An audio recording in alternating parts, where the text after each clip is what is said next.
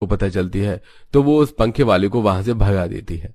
वहीं अब अपनी देवरानी को और परेशान करने के लिए शीतल उसके कमरे में बिजली का कनेक्शन ही काट देती है, जिससे माया का गर्मी से हाल से बेहाल हो रहा था।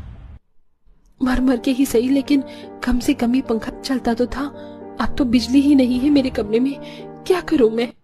बड़ा शौक था ना मेरी बहन की जगह लेने का, अब देख कैसी तू 4 दिन में यहाँ से रफू चक्कर होती है। शीतल दिन भर अपने 4 एसी वाले कमरे में रहती है और महारानी की तरह बेचारी माया पर हुक्म चलाती। जाकर छत से मेरे कपड़े लेकर आ। और तूने अभी तक मेरे लिए खाना क्यों नहीं बनाया? आजकल बहुत काम चोरी करने लग गई है तू। जेठानी जी, मैं वैसे ही गर्मी से बहुत ज्यादा परेशान हूँ और आप मुझे बार बार कभी छत पर तो कभी रसोई में खाना बनाने के लिए भेज रही हैं। थोड़ी देर के लिए क्या मैं आपके कमरे में बैठ जाऊँ? बहुत ठंडक है यहाँ, उसके बाद मैं सारे काम कर दूंगी। इतना ही एसी में रहने का शौक है तो अपने घर वालों को बोलकर एसी क्यों नहीं मंगवा लेती? यहाँ 4 एसी वाला कमरा मेरा है, तो इन 4 एसी की हवा भी मेरे लिए ही है, ना कि तेरे लिए। अब जाकर काम कर। बेचारी माया जेठानी होकर भी अपनी देवरानी की नौकर से कम नहीं थी।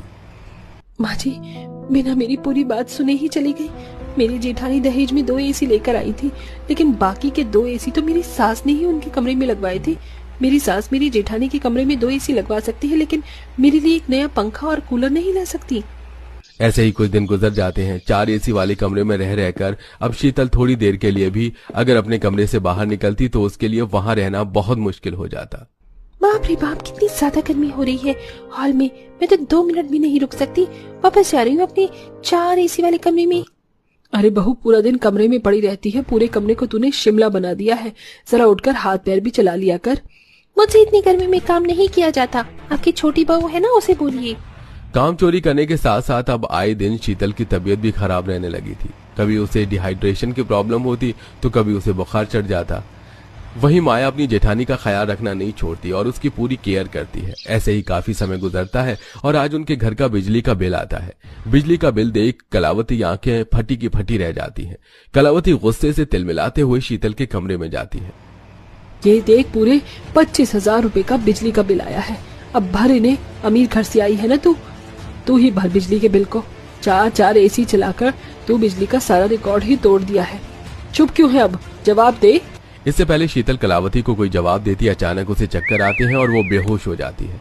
सभी लोग शीतल को अस्पताल लेकर जाते हैं और डॉक्टर के चेकअप के बाद इनकी तबीयत काफी समय से खराब है। लगता है आपने इन पर जरा ध्यान नहीं दिया। ये शायद कुछ ज्यादा ही ठंडी जगह पर रहती हैं, जिसकी वजह से इनके शरीर में डिहाइड्रेशन की प्रॉब्लम हो गई है। इनके दिमाग की नसें भी सुन्न पड़ गई हैं।